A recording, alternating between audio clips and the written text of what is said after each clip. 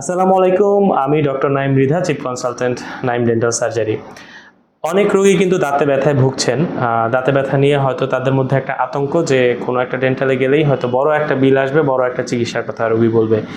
এবং এই ঘটনাটা কিন্তু বাস্তবে ঘটেও। আমাদের আজকের যে রোগী তিনি কিন্তু এরকমই দাঁতে ব্যথা নিয়ে হঠাৎ দাঁতে ব্যথা ওঠে এবং তিনি একটি ডেন্টাল চেম্বারে যান।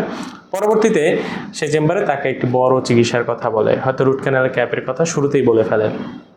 আমাদের রোগীকে পরে আমরা চিকিৎসা এক্সামিন করে দেখি যে আসলে এই চিকিৎসাটি খুব অল্প চিকিৎসার মধ্যেই চিকিৎসা সমাধান করা সম্ভব। তো আমরা বাকি কথাগুলো আমাদের যে স্পেশাল একজন পেশেন্ট সাফায়েত ভাই তার কাছে জেনে নিব। সাফায়েত ভাই ভালো আছেন আশা করি? জি আলহামদুলিল্লাহ ভালো আছি।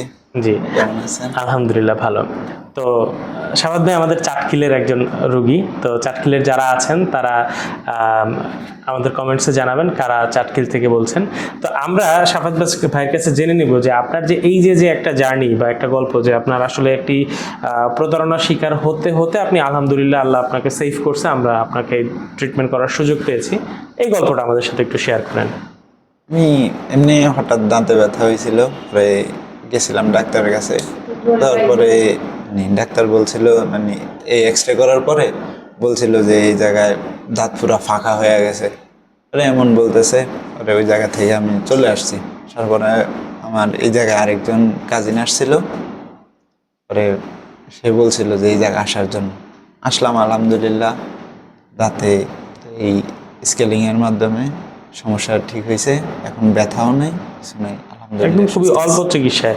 তো আমরা তো ধরেন ওইখানে তো বলেছিল বোধহয় রুট ক্যানাল ক্যাপ করতে হবে, হ্যাঁ। বড় চিকিৎসা অনেক সময় লাগবে, দাঁতের মাঝখান দিয়ে পুরো ফাঁকা হয়ে গেছে, হ্যাঁ। এমন কিছু বলেছিল বোধহয় যে অনেক সময় লাগবে, আপনি এটাই বলছিলেন যেটা আমাদেরকে লং টাইম নিয়ে একটা বড় চিকিৎসা করতে হবে। আমরা কিন্তু খুব অল্প সময়ের মধ্যেই অল্প চিকিৎসার মধ্যেই ব্যাপারটা সমাধান হয়ে গেল। খরচ একদম অল্প খরচের মধ্যে, আমরা সীমিত খরচের মধ্যেই ব্যাপারটা সমাধান করেছি।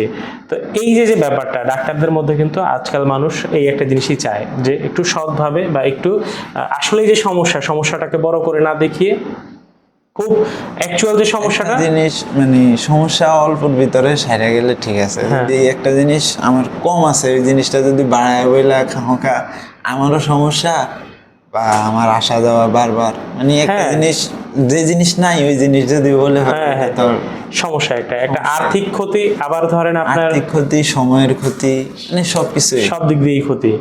তো সেই জায়গা থেকে আপনি নিজে একটা চিকিৎসা নিয়ে কি মনে করেন আমাদের কাছে আস্থা রাখা যায়? অনেক বেটার। যাক, আপনি খুশি?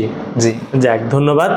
আমরা চাই আমাদের প্রত্যেকটা রোগী খুশি হোক এবং আমরা এই কাজটা আমাদের সব রোগীর সাথেই করি। আপনাকে আপনার একজন কাজিন বলেছে যে এখানে আসতে, তিনিও আমাদের কাছে চিকিৎসা নিয়েছিলেন।